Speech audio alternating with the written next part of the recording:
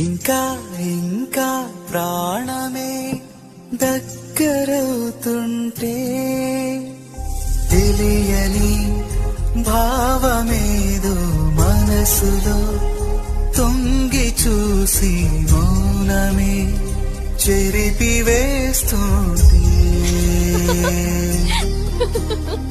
మాటలై పలకరిస్తుంటే నిన్ను చూసి నన్ను చూసి చెప్పాలని అనిపిస్తుంది ఏమని గతము తిరిగి రాదని రేపు అన్నదే